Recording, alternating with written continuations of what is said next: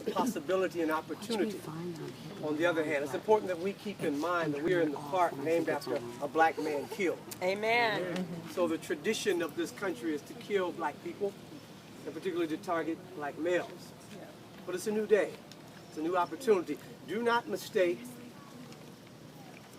between being anti-Zimmerman and pro-Trayvon Martin. If you're pro-Trayvon Martin, Jesus said, let dead bury dead. Which means it's our responsibility to be focused on the living. Would we care about Trayvon Martin if he was alive? No. If he had not been shot, how many rallies, how many marches, how many support, what would we be saying? What would we be doing for African American males when death is not the foundation? So if we are pro Trayvon Martin, then I have to be pro this young man here. I have to be pro all the other young brothers I see here and sisters. If we are pro Trayvon Martin, because we can't bring him back. So what we can do is understand what has happened to him and to try to prevent this from continuing. Let us be understanding this one thing. Trayvon Martin was the victim not just of physical violence, but political violence, and there is a difference. The bomber that took place in Boston, the reason they treated it different, because there's only 3 people who died, far less who tragically died in Connecticut. But they treated one as terrorism, one as just random act of violence. I say this because my students are constantly asking me, Mr. Cash, what is the difference between Trayvon Martin and black young men killing black young men?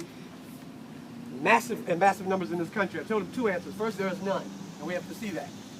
For the young people who are dead, there is none. For Trayvon Martin, there is no difference. He does not know that we are here today.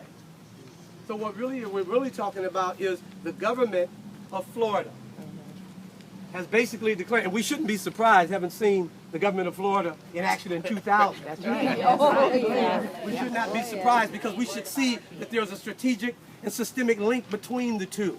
Yeah. Malcolm X said the ballot or the bullet. He forgot a third one. White America understands one thing and one thing, well, 3 things. They understand physical force. You have not seen North Korea invaded. Because if North Korea is invaded, Washington might disappear. So they understand the power of force. They understand the power of economic withdrawal. So in the short time, I want to leave you with a few things, because you know the issues as well as I. I want to leave a few suggestions of what we can do. If tomorrow there's another press conference called by 3 gentlemen who made a press conference in 2010. One's name was Wade, one's name was Bosch, one's name was James. Their contract comes up next year. If all 3 of them had the same conference, said we're leaving Florida because of Trayvon Martin, you would begin to see movement. So I want to challenge us to challenge those 3 men. Let's have a writing campaign to those 3 men and say abandon Florida. One, you're not from Florida. One's from Illinois, one is from Texas, and one is from our great state. So go home. Follow the example of Stevie Wonder. Stevie Wonder said, I will not perform again in Florida. But it's not enough merely to say, let's challenge the famous people. Let us not go back to Florida. Let us not invest any more of our money in Florida. If there's a Delta organization, NAACP, a church that was going to do something in Florida, right? The government said, we're not coming now. Because you've declared open season on people who look like me. And if you don't look like me, still say it because you believe in justice. As evidenced by your presence here today. We're not going to economically invest in a state, be in Ohio or Florida, that systemically kills our children, then covers it up, and sanctions violence by the state. So we are going to prepare to do something different. We're not going to participate in our own demise. Secondly, I suggest that we develop what I heard some of today, and that is programs specifically targeting African American males. Last night, at Oberlin, at Columbus, had 19 African American students at each Central State as well as Ohio State. And at Central State, I took my students to Columbus.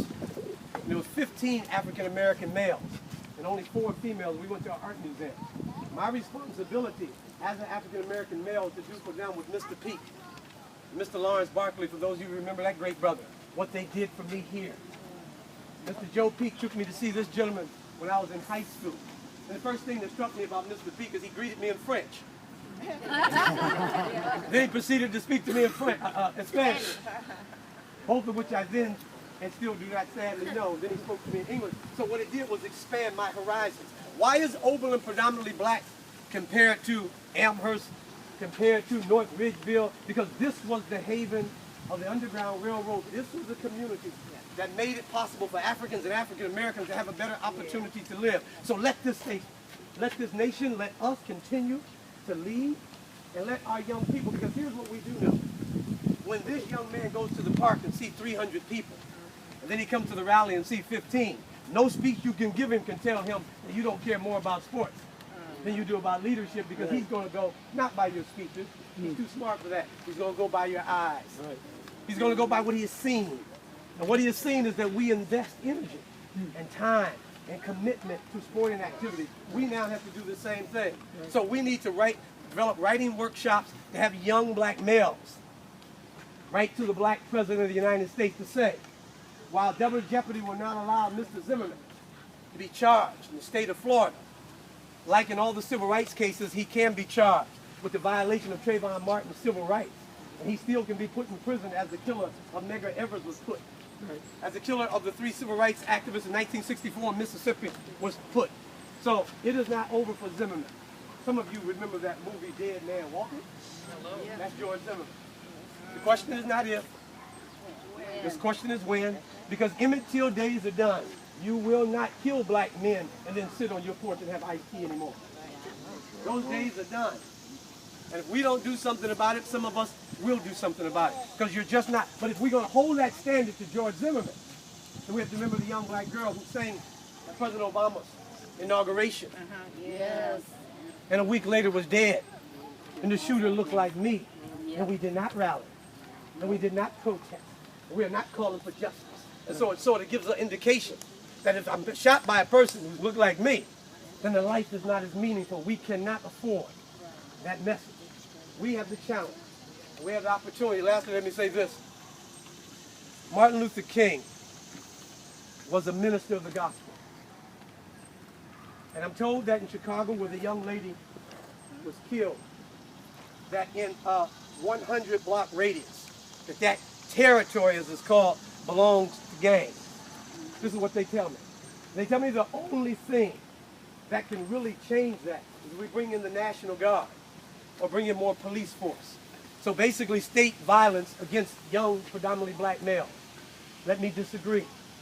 Let me say that what will change that community and Cleveland and Detroit and Oberlin is when the church responds like Reverend King did, which is to go into the community. What would it mean for T.D. Jakes to leave Dallas and go to that community in Chicago and buy a house and say, I'm going to be here for the next 5 years, and then be joined by Farrakhan, and being joined by Jesse Jackson, and joined by Al Sharpton, and joined by you and I? What would it mean to have architects and teachers, leaders, say we are not as scared of you, we will wear bulletproof vests, we will be here. We will claim our children without state violence. We will be here to bring them books, to bring them love, to bring them affection. Because young black males who are selling drugs did not fly to Colombia to get the drugs. That's the white government. That's it. If my government can tell me that they can see nuclear bombs that didn't exist in Iraq, my government can tell me that they can put global positioning systems and see this book in my hand from the moon, then you have to explain how you cannot see trillions of dollars of drugs coming into this community. You can see them, but when you bring them here, you put them on the streets, we systemically kill each other, you then go to jail, you fortify the judicial system, you keep black communities impoverished, black communities attacking each other, and you label our children, not the people who are bringing them as the drug. If you have a war on drugs, any war that's serious always has to start with people wearing suits. I was not enslaved by the Klan but Thomas Jefferson, so I give him no honor. I was not enslaved by George Zimmerman but George Washington, so I give him no honor.